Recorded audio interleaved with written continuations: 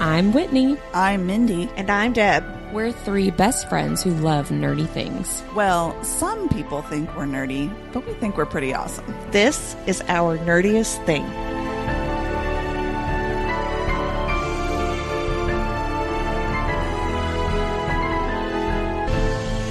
Hello, fellow nerds, and welcome to Our Nerdiest Thing. Today, we are continuing our discussion of Leather and Lark by Bryn Weaver. It's book 2 of the Ruinous Love Trilogy. We're talking about chapters 20 through 22. And if you're not watching the YouTube link, Whitney just gave you like a little shimmy. Yeah.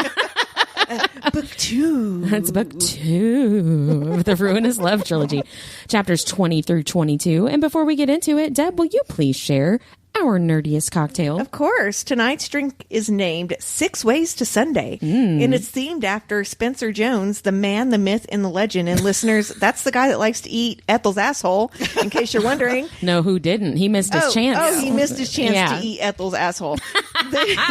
This drink pairs well with living with no regrets, tossed salad, shame on you, Whitney, and finally consummating your marriage. And it may cause 62 years of unsuccessful requests for, stuff. Yeah.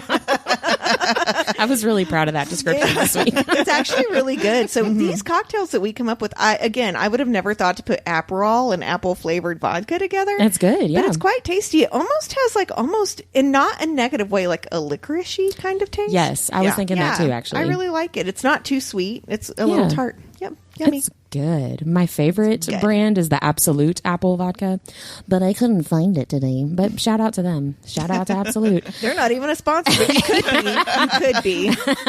Are you listening?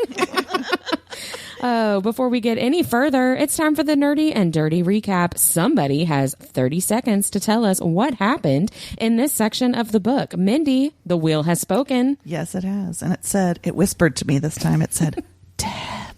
That made it a little bit more obtainable for me. A shiver down our spines. Yeah. Is it obtainable or attainable? Attainable. Attainable. Sorry, I said that wrong, folks. We haven't even been drinking a lot yet. We've had a couple sips. I feel like on Friends when he's like, supposedly? Whom? All right. I know stuff. Yeah. I'm getting 30 seconds on the clock. Ready and a go. Okay. Lark and Lachlan pull over for ice and then do it all night long. Lachlan realizes that Lark might be the one. Lark admits that the bad smell in the craft room wasn't the dog, but instead the nose that she sawed off the dead guy's face. They start to look for Stan Timblay, as the one offing people around Lark's family, but learn that he's already dead. Lark realizes that Lachlan might be the one. Bryn Weaver uses the phrase pleated folds when describing butt stuff again. Boom. Lark and Lachlan have to cut off Stan's finger and gouge out his eye so they can access his estate. We find out Abe's the Phantom and he unalives Ethel.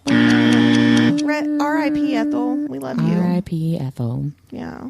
Yeah, that was a bummer. Fuck that guy. Yeah. That scene was a bummer, not your recap. Your recap was great. That was a bummer, Deb. Gosh. Way to end it on someone dying. Yeah. Well, that's where I cut us off for our reading. So really, that was a bummer, Whitney. Well, thank you so much, Deb. That was beautiful. Oh, you are so welcome. Good job.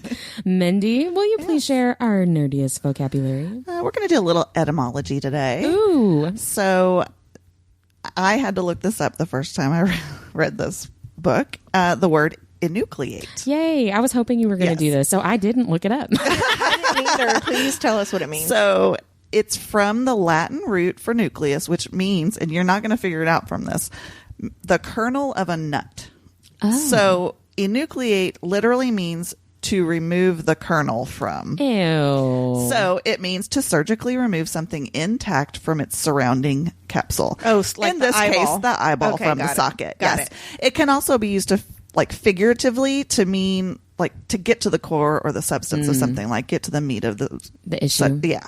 So enucleate. I'm never going to use that word again. When I was reading this time, I'm sure I didn't know what it meant the first time I read it, but I don't remember thinking about the title of that chapter. But this time I wrote it down like enucleate question mark. But I was hoping you would do that. Now we all and you know. did. Thank you so much, Mindy. Well, let's get into the enucleation, because that scene was actually my favorite moment. Mine too. I just thought it was really funny. It was a funny scene. And I remember the first time that I read this book, I was expecting them to remove like fingers for fingerprints, and I was not expecting them to remove an eye, which then when they did, I'm like, well, duh, Whitney. Like, you should have seen that coming a mile away. I love, though, that Lachlan goes and cleans up dead bodies, and Lark literally unalives people all the time and keeps their body parts. Yep. And then she's gagging. Yeah. He's like dry heaving.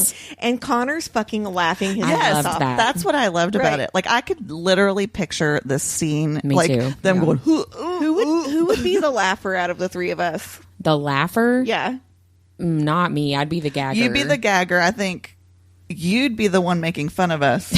And then I would be I agree. the laugher. Right. Yeah. Yeah. 100%. Yep. I do like Connor, though. Are we going to get a story? I would love to so. get more There's of a lot Connor. of his He's personality funny. coming out in this book. Yes. Yeah. He is just barely mentioned in book 1, right? Because he's really Lachlan's connection. So it makes sense that we would get more about him in this book. But yeah, I would love like a novella even of Connor. Yeah. And he's married and is super happy with his wife based on what Lachlan has said. And that doesn't seem like what I would expect from somebody that works in kind of like the mafia. Maybe she doesn't Right. know that's what he does. I True. would make it a book. There's your book, Bryn Weaver. Bryn Weaver. I do think it's really funny though in this whole eye removal scene. Like, did they not ask Sloane? Well, they for said, how does strategies or Sloane do anything? this? Well, and they even said we should have. Didn't they say we should have taken up her offer to help or something? Oh, I don't remember that. I think maybe they I think did. you're right. Okay. Because I think they were like, it's easy. You just like do a little snip, snip, snippy. Okay, maybe I just like overlooked that because I kept thinking, why would you not ask her? Not necessarily to come do it or anything, but why would you not ask her like what's- tips and tricks, right? Like she clearly knows how to do it. But no, that made me laugh a lot. I thought that was really funny. It's yet another Bryn Weaver move to take something super dark and like gross. very twisted, very gross, and make it really funny and like enjoyable to read about and not just cringy, you know? I just picture Whitney. Oh, I 100%. Like I this would. big hulking guy doing that. Yes. I just thought it was interesting too that because like these days it's a lot of like security that you've got to they've got to use these biometrics. So back in the day in a crime show it would be like, oh, we need to like do something with the fingerprint or whatever. Right. And I mean, I've definitely seen it where they've like cut off a finger or a hand or something, but the eyeball, that's new because this is this whole thing and it's actually called biometrics. Ooh. And I was really curious to like other ways that was used. And it's really a big deal. And it's not something that many people really know, not necessarily I just think know of about. Minority Report. Oh, The yeah. Tom Cruise movie. Yeah, it's all biometrics. Yeah. So I just did a little digging. There's so much information out there. So this is like the tip of the iceberg on biometrics, but it's literally a way of measuring a person's physical characteristics in order to identify them. That's like the nutshell version, right? So there's lots and lots of different types of biometrics. The popular ones that most of us know about are signatures, DNA, eyes, and I didn't know this, but you could do either the iris, the retina, or the scleral veins. The veins don't shift in your eye? I don't know. I guess they don't shift under your skin. I don't know. And then there's... You just think those would like get swollen? Well, I mean, I feel like, like, don't your eyes get redder when you like have allergies or I don't know. Yeah, that one was Look at interesting. Whitney's face. So also then there's face recognition, voice recognition, fingerprinting. And then these are some lesser known ones. I think they can use biometrics with your gait, like as the way you walk. The way you walk? Yeah. Huh. Your hand geometry, which is basically like the length of your fingers and the shape of your hand and how like if one finger is longer than the other and by how much. Oh, and the distance between your fingers too. Your heartbeat, which I don't get that because I feel like that's not gonna, I mean, unless we're talking about like this person has a heart arrhythmia. So it rules out anybody who doesn't have that. I can see that. Then keystrokes while typing. Oh. Body odor.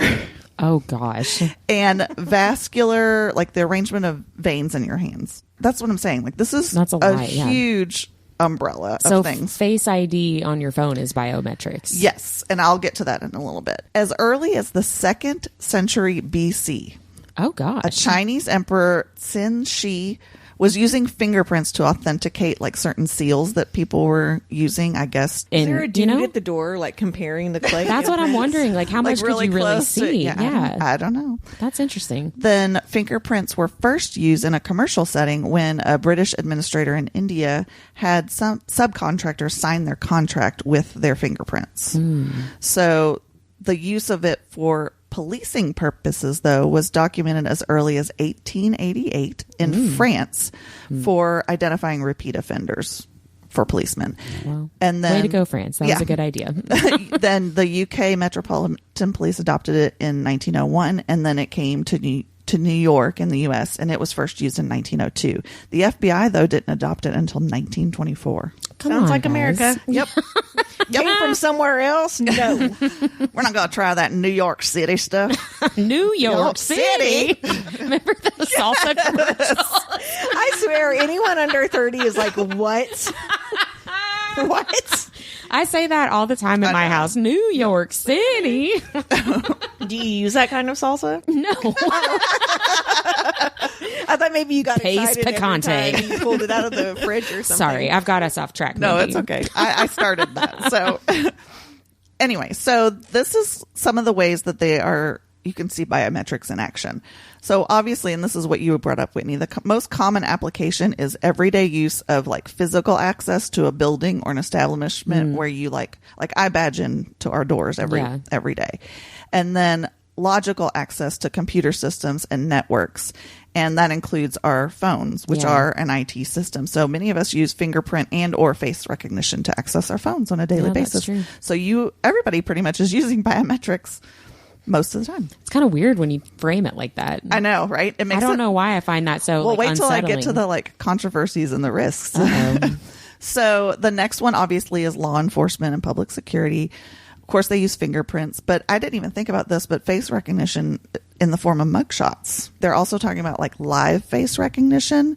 This is something that everybody's developing, and this one scares me. Face ID in real time in a crowd or after an event. So this is gaining some ground, but some states like California have passed bills even preventing it from being used because police body cameras, they feel like if you use it, it would kind of exacerbate a police state. Like theoretically, you get pulled over because you're speeding and the police officer has their body cam on and the body cam like shows your face, and then the police officer is like, this is Mindy Jett, you know. Well, and then they're like, and Mindy Jett has all these like offenses or whatever. So like it gives them all that power. In the words of Jim Carrey, stop breaking the law, asshole. Don't do bad shit. That's just real. Like if you think about it, if you're in a crowd going to a concert, enjoying yourself, but you have parking tickets, I don't know. You know, right. You're right. Yeah, I'm just saying. Well, and if it misidentifies you as a person that you aren't, and how long is it going to take to be like, that's hello? another one of the my daughter is my husband in a crowd. I bet you anything. They look so much alike. Yeah, no kidding.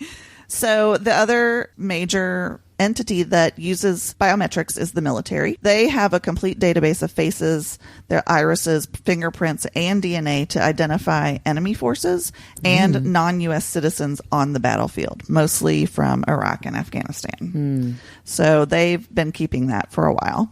Interesting. We also have travel, migration, and border control, a very timely issue. But there is this thing that they're working on, and some countries have already adopted it. It's biometric passports, which include 2 fingerprints and a photo ID. So it's like an e-passport, right? And it's helpful that it speeds up any kind of border crossings, and it has actually prevented hundreds of people from using another person's passport. So that might have some good and it might not. Again, if you're talking about somebody who's going to abuse this, it's not going to have great outcome. We did that when I went to Belgium last year. I showed my passport at like TSA, but then to get on the plane, they scanned your face. They're doing that now on domestic flights too. I did it last week. Yeah. Oh, wow. Okay. So it's definitely being used more often.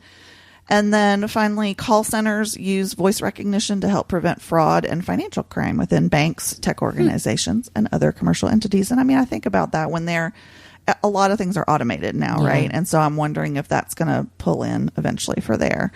Then just a couple other entities that are experimenting and or implementing biometrics include healthcare and like population, like census, that kind of stuff, which makes complete sense. And then there are some advantages of using biometric data. It's universal. It's found in all individuals. It's unique so that you can differentiate between the individuals. It's permanent. The things that they use are permanent. They're recordable and measurable for future comparison. And they're supposed to be forgery proof, like in the case of fingerprinting and unless facial you recognition. gouge someone's eye out or cut off their finger. Right. So, or you have the technology of Sydney Bristow. Truth from Alias. Yeah. Well, now AI can imitate your voice. Well, I mean, and honestly, it could probably do stuff with your face too eventually. Like, I don't want anybody to do stuff with no, my I'm just face. saying, like, use it as a. No, I know what you mean. Yeah. Though. Yeah, for sure. So finally the thing, this was the stuff that kind of,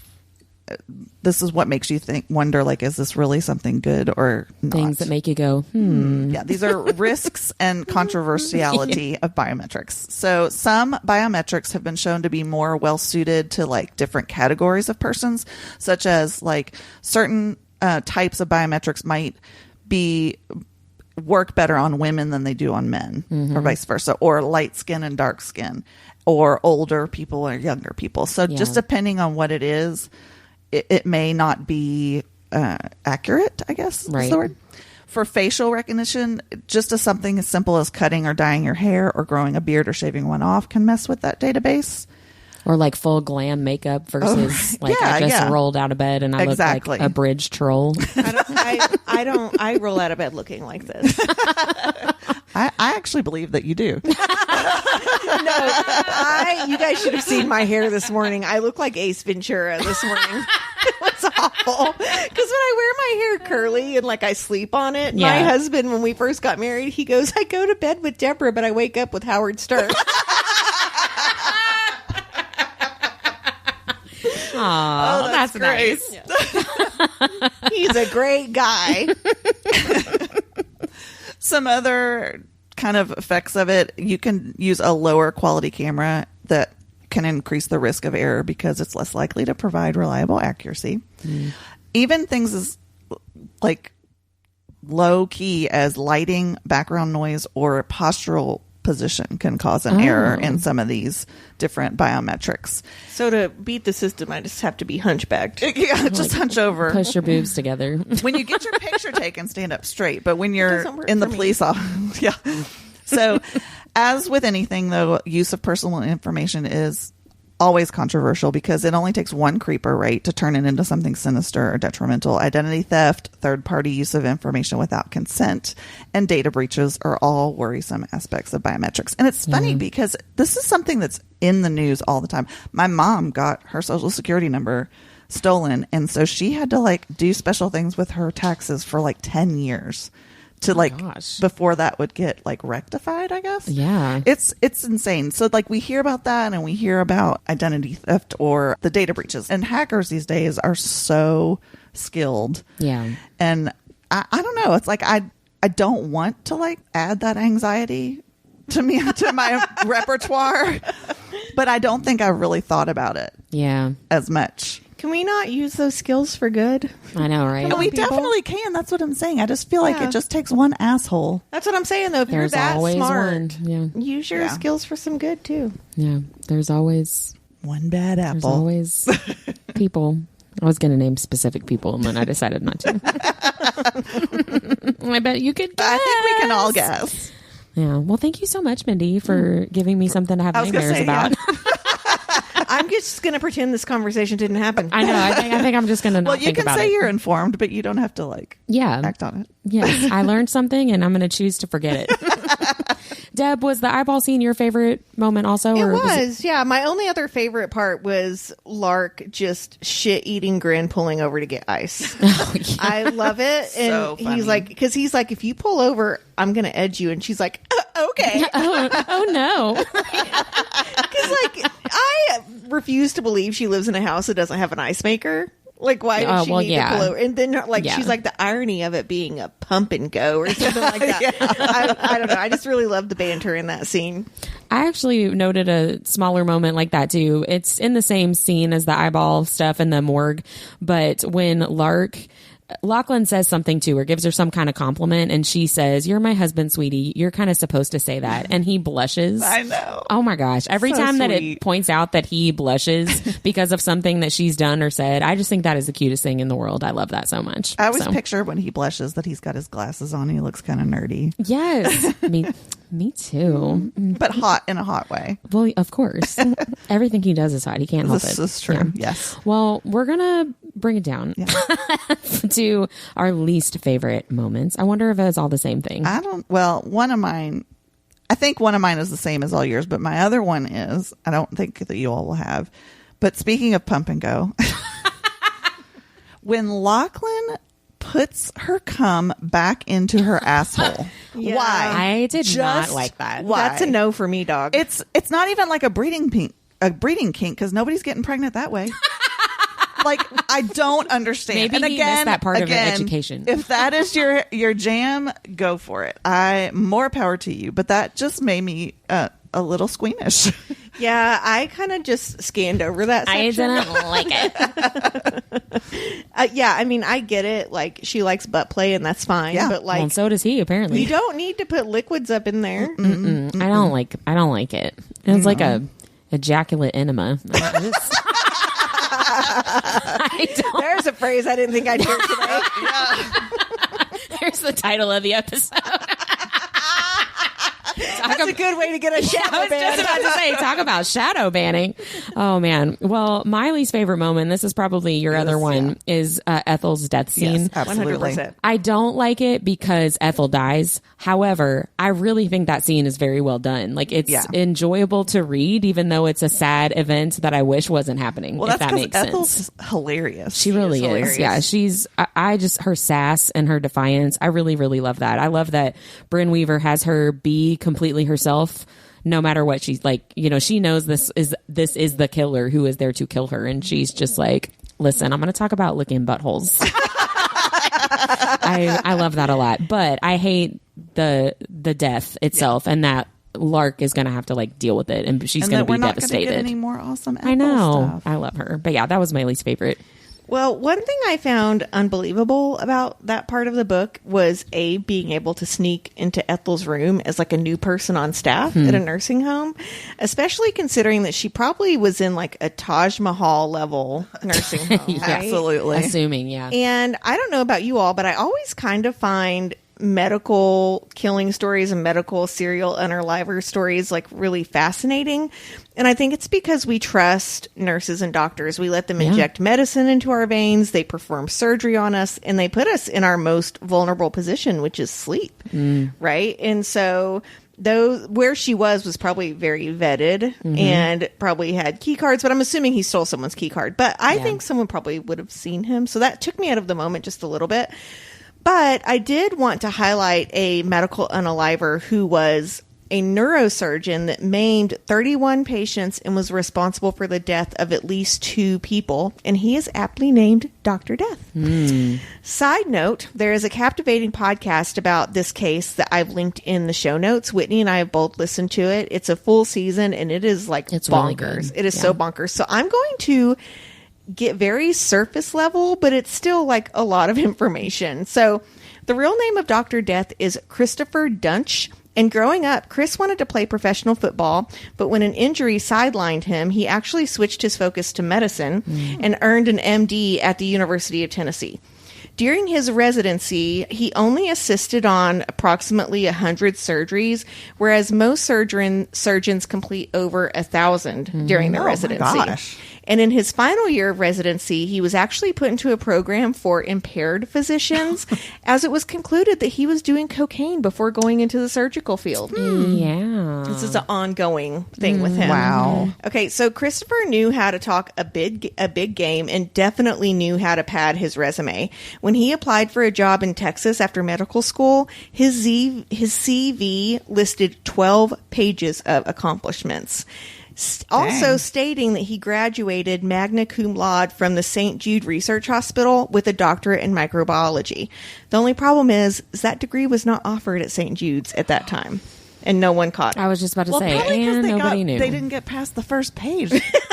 I wouldn't read 12 pages of that 12 shit. pages is too Right. many. I'd be like, But when oh, you're okay. a neurosurgeon and you're in your residency, you have to stand above the other You applicants. know what, right? though? I'm the kind of person that I would be like, there's no way you did all this shit. I know, It's too I'd be many too. freaking It would pages. make And I it would have make looked it all less up. believable to me. I would have Yeah. looked it all up and I would have been like, Well, you I would caught you. You would have saved some people's lives. Okay, so once Chris was hired as a nurgeon, That's pretty accurate for what he was. did do nurgeon. He was a nurgeon. Not quite surgery. he was hired as a neurosurgeon in Plano, Texas, and he spent extravagant amounts of money on marketing billboards to build credibility and his patient roster. Because one thing those clinics want you to do is they want you to bring in patients. That's how they get money, right? So people flocked to him as all of his marketing made them believe that he was the neurosurgeon to see in that area. During his time in Plano, one doctor stated, and he was saying, quote, unquote, he could not wield a scalpel. This was at his very first job. A physician said this about him. So let's talk about the list of patients that this surgeon named at this particular clinic. Just at this location. Just at this location. During the surgery of his first patient at the clinic, Dr. D3ath operated on the wrong part of his back, which caused chronic pain. A second surgery was performed where the good doctor then paralyzed the patient. The patient was able to rehabilitate to some degree, but can currently only walk about 30 feet while using a cane. So that was as far as he was able to rehabilitate. Dr. D3ath's next botched procedure was when he misplaced hardware in someone's spine, incorrectly located a screw used to keep the hardware in place, and stripped its threads so it could not be removed. And he botched it so bad that if it had been removed, the patient would have bled out. Oh my God. So he was doing such a poor job in surgery that another physician kept asking him to stop and then literally restrained him to keep him from cutting on this person more. Yeah, like physically had to Physically stop restrained him. Another patient was left with bone fragments in their spine when Dr. D3ath tried to remove a disc. In the follow-up appointment, the patient left when he realized that the doctor was clearly inebriated. Okay, this is just 3 patients. And they're so far. still letting him All at do the same surgery? place. It gets worse. Good Okay. God. A longtime friend of Christopher, who actually helped him in med school, he helped him with the marketing down in Texas, came to him for an operation to have 2 neck vertebrae fused. During the surgery, the friend was internally decapitated and left as a paraplegic. He later died from an infection related to complications from the surgery. But don't worry, Christopher was put on a little bit of sabbatical where he could only perform minor surgeries because a person saw him do cocaine before entering that operating room. So let me repeat that. He was still allowed to do minor surgeries. He decapitated someone internally, and he was saw doing coke before he went to the operating field. Okay. And it wasn't enough. Right. So finally, just at this clinic, and yes, he did work 2 more places after this, he cut through the spinal cord and severed an artery of a patient. He refused to help the ICU team, which led to the patient's death. So he would fuck up these things and they'd go, "You've got to get back in here." And he would just retaliate He and say, would "No peace- way. he would peace it's out. up to you all. Yeah. Fix it. It's not my problem. I did my part." Yeah. Right. And so all these patients were dying and they were paralyzed. What a So douchebag. after Oh, yeah, this, he's like the Oh, worst. he's the worst. He's the worst kind of human being. After this, he was going to be fired, but asked to quit instead. If he had been fired, the clinic would have been required to report him into a national patient database, but he quit. And seemingly to save their reputation, the clinic did not report him at all. Yep. They didn't want to have to answer for the fact that they let him still do surgery, 100%. even though he was not good. It would have been a huge headache. I think Right. they were afraid that he would sue them for slander or something. Yeah. And you didn't want the patients to sue the clinic. Well, yeah, right? that's true too. Right. Yeah, Oh, true. patient malpractice. Right. Yeah. So this shit stain of a human was then hired at Dallas Medical Center and granted surgery rights while they awaited the records from Plano Clinic where he had just killed 2 people. Right away, the nurses noticed that he was continuously under the influence when he was operating on people. Yep. In his very first week, Dr. D3ath severed someone's arterial artery and then stuffed them full of a substance to stop them from bleeding, but he overstuffed them and that made them have a stroke. So officials asked him to fix the surgery, but Christopher instead wanted to do a craniotomy on the patient to relieve the swelling. He, of course, was not allowed to do that, and then he was refused to fix the mistake that he made. The patient fell into a coma and became brain dead. Wow. And again, I want to point out a craniotomy is what a brain surgeon does, not what a spinal surgeon Right. does. So they were like, fuck no, you can't do that. Go in there and Can't fix even it. do Yeah, your you can't- neurosurgeon right, job. can't do this. Yeah. Also, during this week, he completely botched a surgery by operating on the wrong part of a patient's back. Dr. Death also severed one of her nerve roots, twisted a screw into another nerve, left screw holes on the opposite side of her spine, failed to remove the disc he was in there to remove, and left surgical hardware in her muscle tissue that was so loose that it moved when they touched it. And despite several warnings from his colleagues not to do so, he kept attempting to put screws into muscle rather than bone, and he just kept operating, even though the people in the surgical field were like, you know what, you need to stop. When another person went in to fix the botched surgery, they began to question Dr. Death's experience and even thought that he might actually just be impersonating a doctor. Yeah. So they called UT and they're like, no, he graduated from here. And don't forget, he's not in the National Patient Database Yep. for the deaths that he Still. caused. Still. Yeah. So this surgeon reported Dr. Death to the hospital, but unfortunately, again, the hospital did not report him to the database. After this... We're still going. Yeah. This is still surface level of what this guy has done. It's crazy. After this, the good doctor went to Southampton Community Hospital in Dallas, where he left a patient with no feeling on the right side of their body, paralyzed another patient, caused a patient so much pain that the amount of Percocet prescribed couldn't be filled by the pharmacy, and severed someone's trachea and artery. I would like to note here that the pharmacist that couldn't fill the Percocet prescription literally said that it seemed like Christopher was trying to kill his patient. So she brought this up and said, I Like think it was he's so trying much. to kill his Right. patient. Right. But it was because he was in so much pain and no Percocet would work because he had messed up his spine. Meanwhile, Chris applied for privileges at Methodist Hospital in Dallas. And again, that database that I told you about, the hospital looked him up and he had a spotless record. He doesn't have any So flags. Yeah. They hired him. At this hospital, Christopher operated on a man mistaking part of his neck muscle for a tumor during a routine cervical fusion. Chris severed one of the man's vocal cords, cut a hole in his esophagus, and again sliced an artery. Gosh. He left a sponge inside the patient to soak up all the blood, even though his colleagues in the operating room told him not to. This led to sepsis in the patient, and again, he refused to operate. So there was another surgeon that said they would go in and fix the issues. And when they went in to correct the problems, he said it looked like the work caused by a crazed maniac. And he also said it looked like Dr. Death was actually trying to kill his patient instead of helping him. Yeah. The patient was left with only one vocal cord, permanent damage to his esophagus, and partial paralysis on his left side. He has had 50 surgeries since then to correct the procedure. 50. So luckily, this was the last procedure that Christopher was ever allowed to do. The surgeon I just spoke about finally reported Dr. Death, calling him a sociopath, but I'm saying psychopath here for the record. And Christopher, he said he was stating that Christopher was a clear and present danger to the citizens Yeah. of Texas. So Yeah, that's he what was. he went to like the law enforcement with. So I think it's important to point out that this didn't happen in the 70s or 80s. This happened in 2013. Yep. Yeah. So this is 11 years ago. recent. Yeah. Recent. Yeah. And things didn't go well for Chris after his medical license was finally revoked in Texas. He was in over $1 million of debt, had to undergo a psychiatric evaluation in order to see his children, was arrested for a DUI, and then arrested for shoplifting. Yeah. So luckily, 3 of his patients were determined to make sure that he had criminal charges brought against him. So they tried to sue him for malpractice, but they Right. were out of the limit for statute of limitations. It had been too long.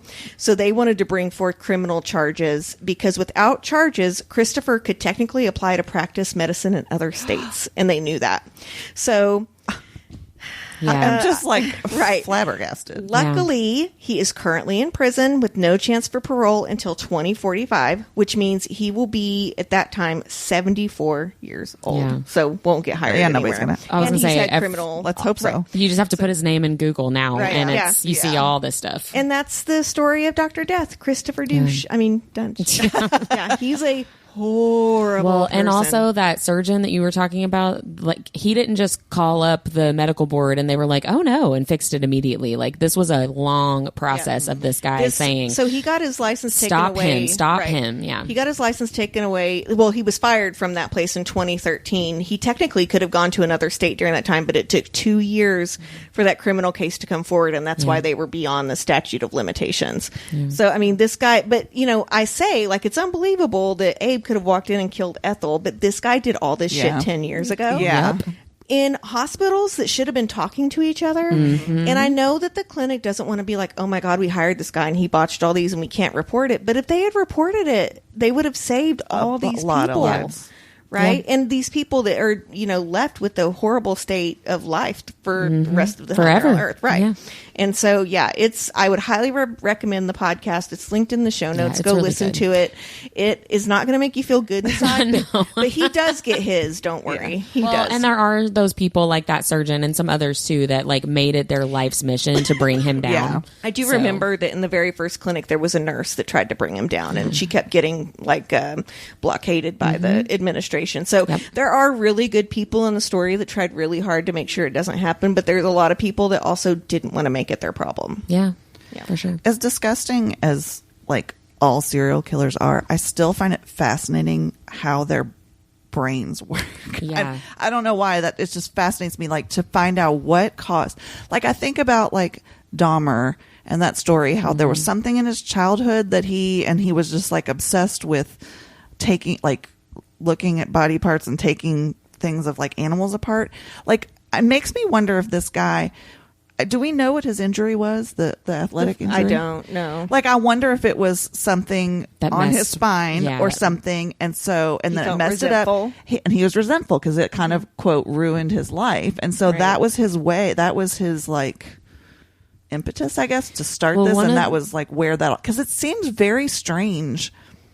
Like that it's very specific. Isn't it Well- crazy though that all it took was good marketing for all these hospitals to take him? Oh, He for paid sure. for those billboards It's by ridiculous. himself. They weren't endorsed by the hospital. Well, and that's a huge thing in the podcast and the documentary about it is it's all about money. Like, that's why he got 100%. hired. Like, neurosurgeons bring in a ton of money Well, for their... when he went to that first hospital, he was about $500,000 in like school debt, and his starting pay was $600K. Yeah. That's why he went there. Yeah. Because he should be skilled and he should be helping someone's Right. quality of life be better. But I mean, he Right. ruined so many people's lives. Well, and the really interesting thing about that whole story to me is the tension between, is he a psychopath serial killer or is he like an absolute idiot? Just a dumbass. Yeah. Right. Like, But a lot of because these there's a line there, right, you know? a lot Yeah. of these doctors started saying there's no way he could have accidentally messed up as bad as he did. Even yeah, that's true. Because Yeah. one person said it's like he was not paying attention to anatomy at all. They were like, if he was in medical school, he knows how the body works, and he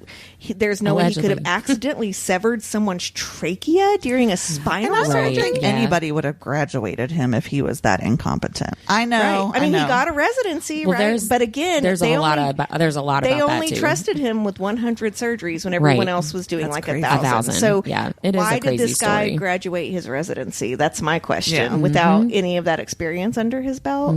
So we could do a whole season on this. Yeah. But yeah, you all go look him up. It's a captivating story about how someone got away with things because they were charismatic and they had money. Yeah. I think that's the answer for how he graduated from medical school. Medical Yeah, school right there. probably. He's such a nice guy. Yeah. Yeah. Well, let's go into our biggest revelation, talking about another really awesome person, for me anyway. the Phantom POV chapter, I was like, oh yeah, here he is. It was like 85% of the way through the book, and then we get like the Yeah. that second Phantom POV. But we also find out that he is Harvey Mead's brother. That was my biggest Yeah, revelation, good too. old Harvey. And that he was able to track Rowan and Sloane because he just so happened to stay in the same hotel as them when they killed Harvey, which I still have questions about that. Yeah, that's odd. I don't understand how you go from accidentally staying in the same hotel as those two people to figuring out that those two people killed your brother. Like, I don't understand that connection. Yeah. Do you think he knew Harvey was a serial killer? Yes. He did. Okay. I think he- I That was think one he of my did, questions for because sure. he's like, hey, bro, I'm coming through town. Can I stay at your house? And he's like, no, I got some chick in the basement. You got to go stay at a hotel. Yeah. Well, no, I Oh, think and mom's in the living room. I think he came to town because Harvey died. Oh, okay. It Yeah, wasn't like while Harvey he was had still already alive. happened. Okay. And he Or even that had says, already he's like, they were happened. so busy digging up bodies, they didn't even care who killed my brother. And I'm like, no, because he was a piece of crap. Yeah. That actually was one of my questions of like, you know, the Phantom has convinced himself that his kills are like righteous jobs Right. from the Lord himself, right? But I wonder, what does he tell himself about his brother's murders? You know what I I was mean? wondering that same thing. Like, how can he Yeah, like justify that? Yeah, how do you reconcile like your clearly strongly held religious beliefs to Yes. what your brother was doing? Because that's very different from what you are doing. Yeah. I get your logic of your craziness and how you've justified what you're doing, but he was doing something very, very different Yes. from that, and I don't understand how you. I'm just like, going to say think that about it. no higher being I want to believe in has ever told me to murder someone. Yeah, no, I'm just saying. that's you know not what, how though? it works. We don't know that Harvey Mead didn't have voices telling him to do that. Well, that's true. Maybe they I were think maybe it was cut Mama from the Mama same Mead. cloth. I think Mama Mead was probably If talking the to him. listeners don't remember from Leather and Lark, Mama Mead is the one that Sloane drags up Harvey's body. It's his dead mother and gives him a fucking heart attack. It Yeah. is like some just desserts. It is You've been a perfect. bad boy. You've been a bad boy. Was that your all's revelation too with the was mine. Phantom? No, mine was that I totally forgot that Stan Tremblay died. I really, in my mind, he was still like shady and he had something to do with these killings somehow. Like Shocked, maybe I tell you. he was the Phantom or something. Yeah, like or he was helping him. I don't know. Like I was like, oh, he did die, didn't he? Okay. I've R.I.P. forgotten to. Don't worry. R.I.P. Stan. Stan. Yeah. Whoopsie. Well, we learned a lot about Stan and the Phantom. Let's go into our favorite spicy scene because we actually have things to choose from I know. in this section. So what did you guys say? Mine is one word. Drive. Oh. When he looks at her and he says something and then he just whispers and he like looks her in the eye and he goes, drive. I thought you were going to say butthole. No, God. I love the angst and anticipation in that part of the book. Like, Yeah. I think she was procrastinating a little bit because she was nervous. Because Yeah, I he agree. just told her he was going to fuck her till she couldn't walk. I mean, as great as that does actually really sound, that would actually make anybody kind of nervous. So I think she's procrastinating, and then he's like, drive. And I was like, take off your shirt. Yeah, Will, take off your shirt and tell us. That's from Friends, listeners. Hey, I got it. Mindy, what was your favorite spicy scene? Well, it was the ice play scene until the word pleated rim came into play. But Then he's dripping cold water yeah, I down know. her butt crack. but really, the whole ice thing has me curious. Like, You've never used ice in the bedroom? no, Maybe, new kink Lou. unlocked. I don't know. Maybe. Well, It melts quickly. Get try on it out and report back. Let us know. That actually was one of my questions was how big was that piece of ice? Because they did a lot. lasted a while. Yeah, they did a lot with it. And then I was like, it's still there? Like, how is this not melted? It wasn't like, nugget ice. Yeah, it was like in your butt. Like, how is and against her clit. Yeah, like, which you know is not a cold place. right? Like there's no way that didn't Maybe he just melt the kept whole like way. replacing Well, maybe it. yeah, he kept putting new ice Maybe, in his mouth. but or that something. wasn't in the text, so because I didn't he know. did bring a glass of Subtext, ice water. Whitney. Well, that's true. Well, I don't really do ice play either, so I didn't really know. I'm curious. My favorite moment was actually close to the beginning when Lachlan goes down on Lark, like immediately. This is what I wrote in my notes. I was proud of myself for this. When Lachlan goes down on Lark immediately after choking her with his salty abundance of flesh. You have to tell the listeners why that's funny. Well, salty abundance of flesh is a phrase for penis that I read in a different book. And it made me go, It ugh. also scarred her for life. I think it made me laugh in this context. It was an though, but- author we love too. That's what I know. makes it, so It was bad. kind of a bummer.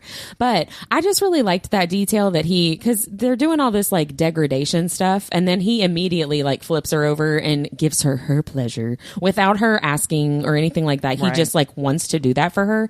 And to me, that read very much as like an aftercare thing that we've talked about Right. before. When you do that kind of degradation or BDSM or whatever in the bedroom, that you need to have that aftercare. It's not just about like Right. a power dynamic. It's actually about like trust. And consent and like caring about each other. Any man that ever listens to this podcast and he's like, those chicks just talk about sex. Meh, meh, meh, meh, meh. Why don't you try being a giver? It goes a long way. Yeah. And I want to go ahead and say the three of us have been married for 20 plus years each because our husbands are givers. Yeah. Oh, yeah, you're almost there. But yeah, they're givers. Yeah. Yeah. Yeah. Shout out to Robbie. Shout out to Brian. Shout out to Darren. Oh, he'll love that. What about a chapter MVP? Who'd you guys pick for your MVP? I picked Ethel. Me too. Me 3. Okay, you guys tell me why you picked her first.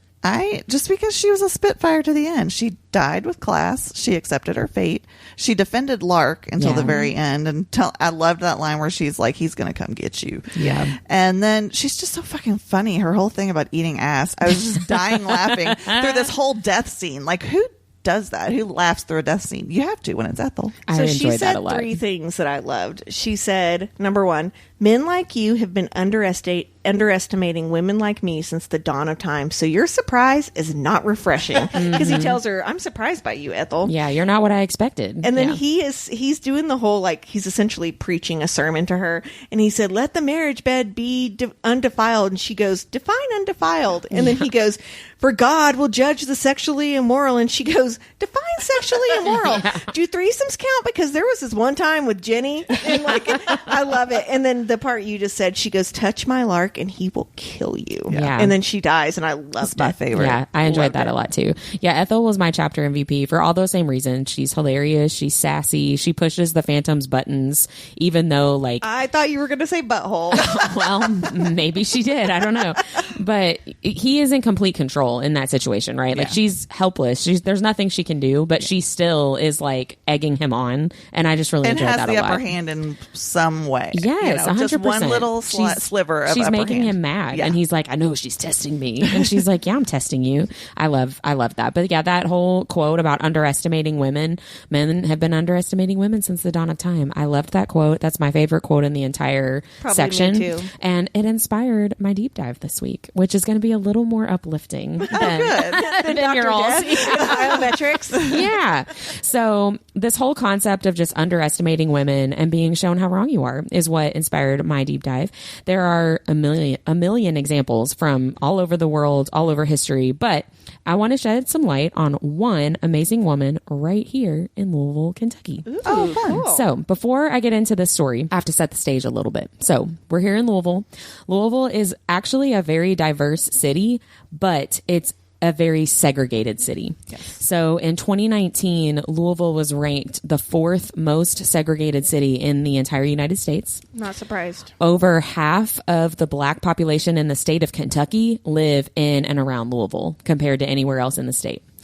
Within the city of Louisville itself, because of legal segregation from the early to mid 20th century and racism and continued discrimination, the west end of Louisville has been predominantly inhabited by people of color and has consistently faced issues like food deserts and a lack of access to healthcare. There's a street in that neighborhood that's one of the poorest streets in the entire nation. Yeah. Yes. So the west end of Louisville has not had a hospital in that part of town for 150 years, which I did not know before this week. And that's where this whole deep dive comes from. So 150 years. So if you think about like our side of town, how many hospitals you can get Two that are to literally There's like a block away.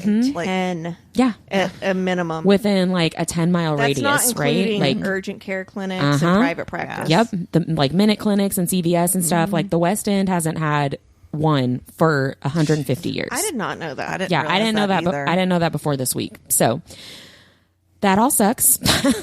Our city's got a long way to like go. you're supposed to bring us up. Well, I'm getting to that part, Okay. but I had to set the stage first. So something really, really amazing happened this week, thanks to an amazing woman here in Louisville. So 5 years ago, Corenza Townsend was working in the Norton healthcare system as a registered nurse. That's one of the healthcare systems here in our city, and also probably in the whole nation. I guess it's probably a nationwide place, but I don't know actually. Anyway, Norton Healthcare is at least here in Louisville. She was a registered nurse and worked her way up into administrative leadership in the Norton Healthcare organization.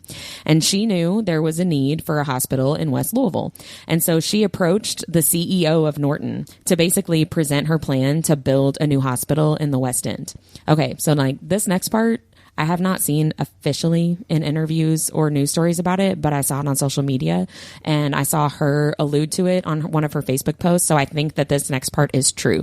But word on the street is that she waited for the CEO of Norton outside of a bathroom to be able to talk to him. This wasn't like a scheduled meeting. She ambushed him. Yes, she ambushed him with like her team of people, I think. And when she presented her idea and said, we need to build a hospital in the West End, allegedly, she was told by multiple people that she was not qualified to do that, that she didn't have the leadership or training to do that, that she wasn't going to be able to fund the project, that she wasn't going to be able to find a place to actually build it, that she wasn't going to be able to staff a hospital. That sounds so familiar. I know, right? All that talk about underestimating women, right? So I think that's true. Allegedly, it was originally poo-pooed, and she was told she wasn't going to be able to do it. And she said, watch. So actually, like 3 days ago in November 2024, they held the ribbon cutting ceremony to open the Norton West Louisville Hospital. I'm on her website right now. Isn't that amazing? Awesome. Yeah.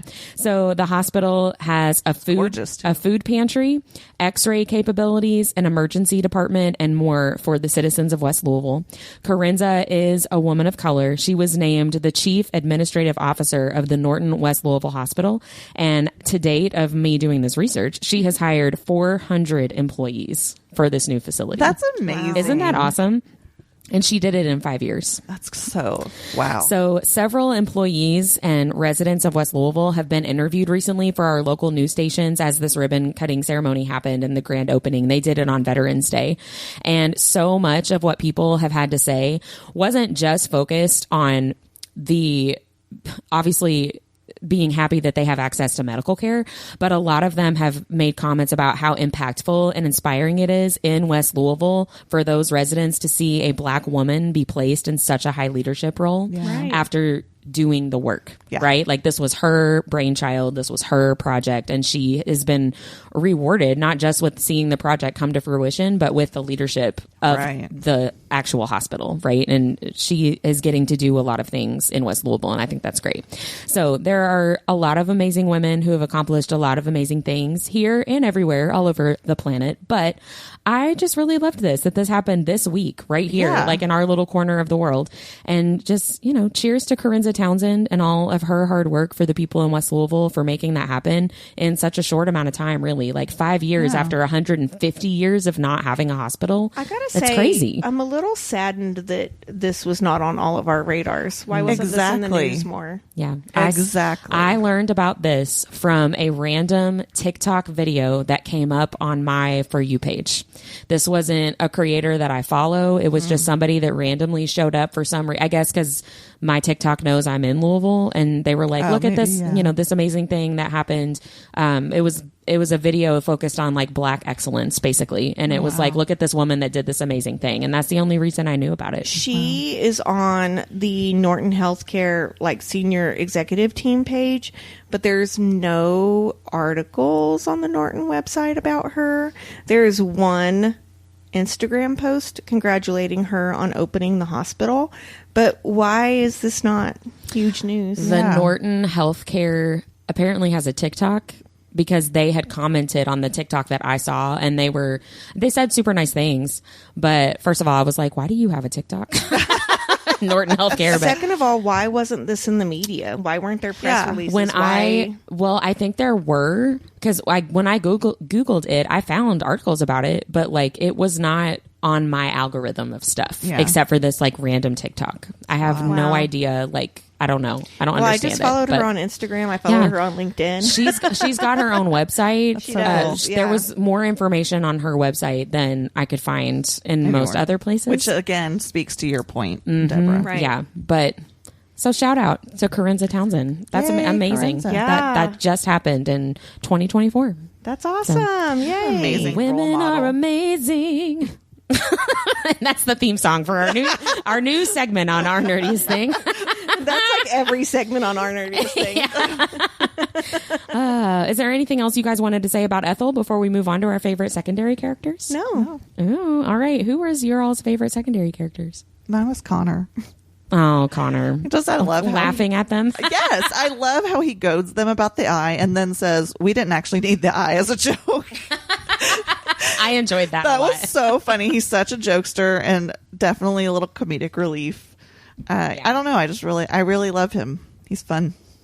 He is really funny. Deb, who was your favorite secondary character? Mine was Keanu Reeves, and let me explain why. Lark begins to ask Lachlan if he has ever killed anyone John Wick style. Yeah, and if you've not seen those that, movies, you wouldn't know what she was talking about. But she says, have you ever killed anyone with a pencil? What about slicing someone's jugular with a playing card? And then she's like, no, a tarot card. That would be even cooler. Yeah. And at one point she says, like, you're kind of acting kind of Keanu-y. And I love it. But then Lachlan says, I killed someone with a Himalayan salt lamp once. Does that count? I like too when he's telling her not to throw up and he's like, think about Keanu. She's like, don't ruin it. Yeah.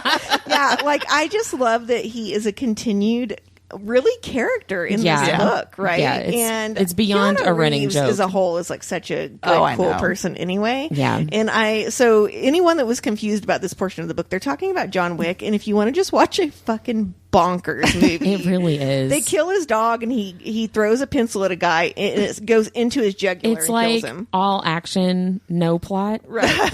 Basically. Well, he's defending his dog. Yeah. Well, Right, yeah. That's the plot. That is the plot, I Right. guess. And he's a contract killer, isn't he? Yeah, I guess Yeah. so. John Wick movies to me are like reading pure smut. Right. Like the right. plot doesn't matter. That's not what we're here for. Yeah. Do you know what I We're mean? here for the pencil and the Exactly. playing card Exactly. decapitations. And the hot killer. the Keanu of it all. Yeah. Mhm, yeah. Well, my favorite secondary character is Spencer Jones, and more specifically, his ass-eating skill. May he live in infamy. But I love that quote that Ethel says when she's talking about him. She says that she regrets that she didn't go home with Spencer Jones that one time. And she says, Jenny Bright took him home instead and said he ate her ass 6 ways to Sunday. I met my Thomas shortly after, and in 62 years of marriage, he never once ate my ass.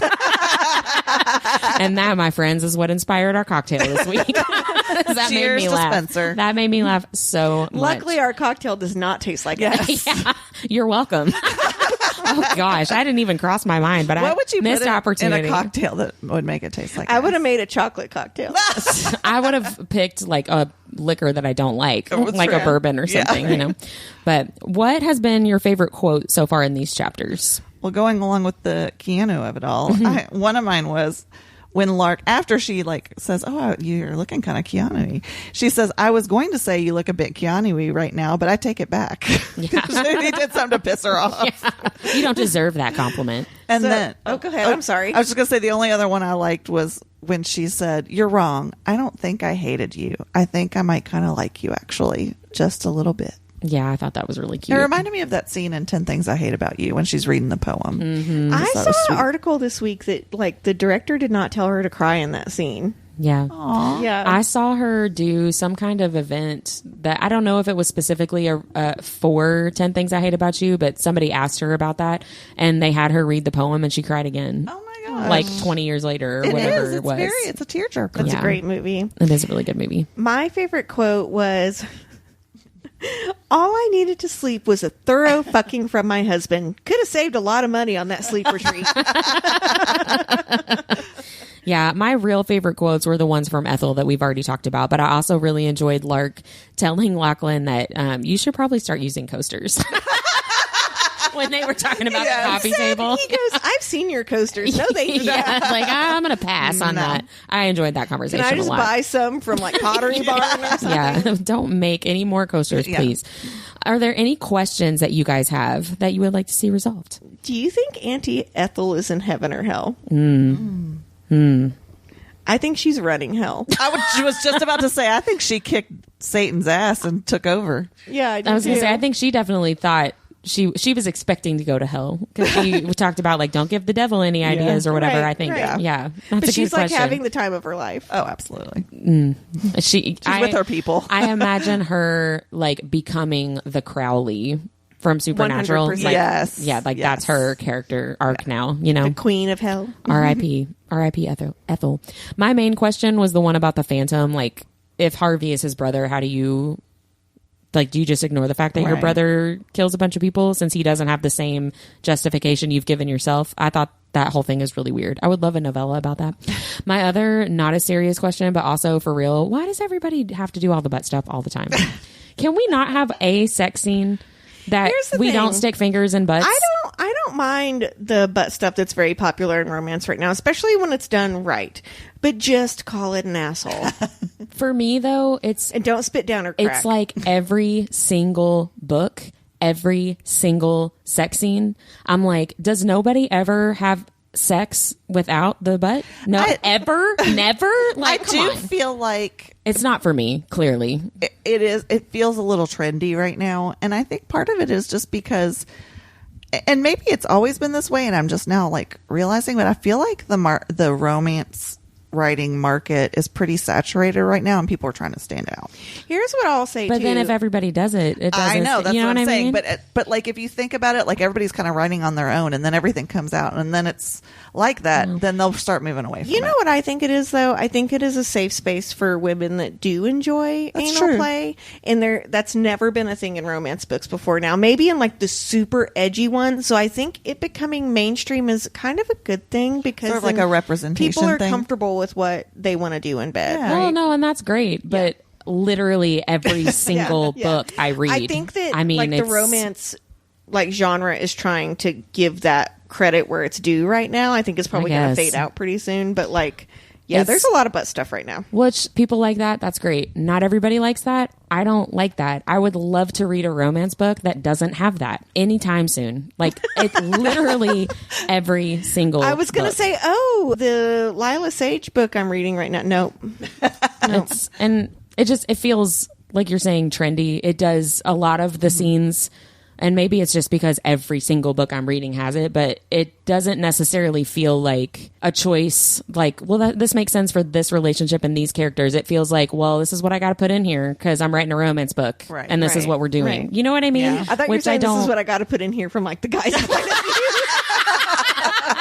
Maybe the characters. This is what I got to put in there. This is honey. what I got to do. And like, I'm not trying to yuck people's yum, but I don't enjoy that. Right. So Right. like when you're reading something that you don't like, then But it's have like, you read oh my any gosh. books where you're like, okay, they did that in a very sexy way? Because I've read a couple where I'm like, that No. sounded nice. Sadly, I have not. I think there's a couple of times in Emily Rath's book where not when they like just shove it in there, but when they talk about like the pre-care and the aftercare, like I did really enjoy that. There's been a couple of books where I'm like, okay, they're taking care of each other. And see, maybe that's what bothers me so much about it. Not even just like, okay, I'm not into that, but well, maybe it is mostly that. Because I'm just thinking most of the scenes are just, and now my finger's in your butthole.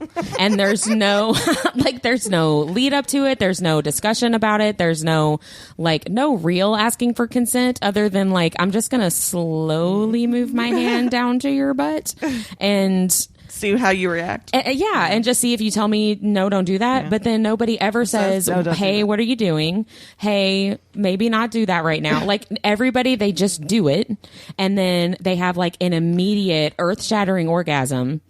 And I'm just like, that's not realistic for every single book, every single time. Like that's right. not real. You You know, need to read- Maybe that's why I'm So, really disliking it so much. Pucked, the heroine in that says exit only. Pucked. Yes. Okay, Helena I went Hunting. Emily Rath. I was like, I think I read that. Helena Hunting's Pucked series, Helena the Hunting's, very yeah. first one in that series. I still haven't read any of her Yeah, books. and He it's- tried to like slip it in. She's like, whoa, whoa, whoa, whoa, whoa. Well, no, he's like very well endowed, and she's like, absolutely not. That is not going in my butt. This is exit only, and she like sticks by it. Like I think Yeah. eventually they do like in some later books like experiment with butt plugs, but other than that.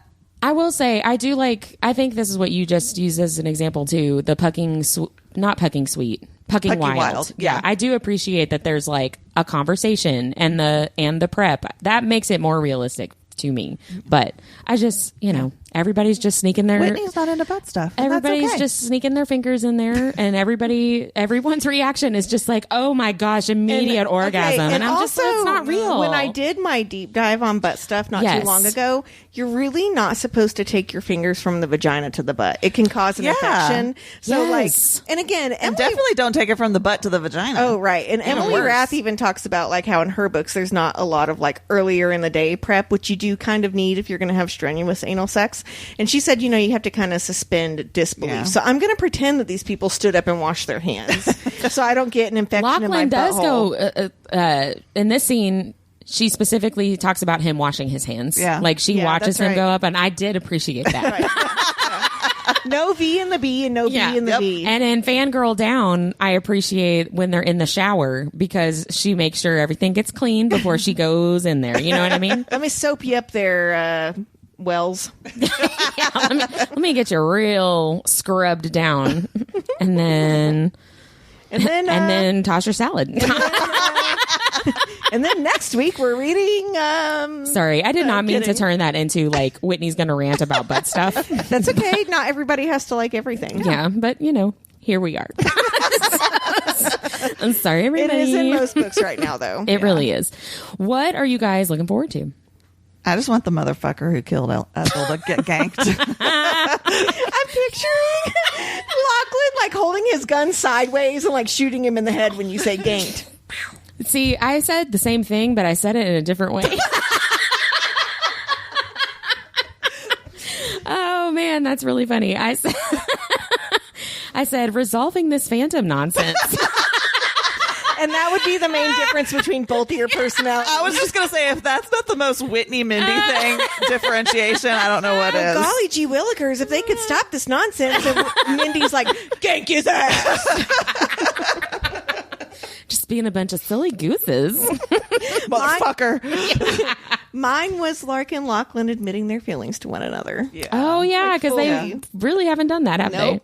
Well, No. They admitted that kind to of did. themselves, Yeah. but not really to each other. I think they could probably make some assumptions based on their intercourse. I was actually thinking, like, when you're already married to someone, do you have to be nervous about telling them you love them?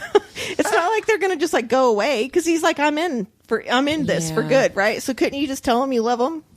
I mean, You would think so. But I mean, I think Lark has trust issues no matter what. Like, it's going to Well, take a little yeah, while. that's It's not, like, I think she trusts him to some extent, but I you don't know. trust them That's, enough to put it in her butt.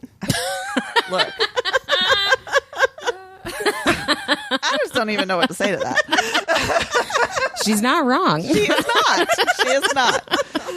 Oh man. I don't know. Some people, the physical stuff's easier than the emotional stuff, though. Yeah. Yeah, that's true. Yeah. I would say it's That was deep, easier for Mindy. me, but not butt stuff. I mean, that's a lot of trust That I would be most nervous about that. Draws the line at butt stuff. with no trust. Oh gosh. Is there anything else you guys wanted to make sure we talked about with this section? No, I'm good. Well, nerds, we only have one episode left. Next time we'll be talking about Leather and Lark, chapter 23 through the epilogue and the bonus chapter. Until next time. Bye-bye. Bye. Like what you heard in this episode? Follow Our Nerdiest Thing on Instagram at instagram.com/Our Nerdiest Thing or Facebook at facebook.com/Our Nerdiest Thing. We love hearing from fellow nerds. Email us at ournerdiestthing@gmail.com.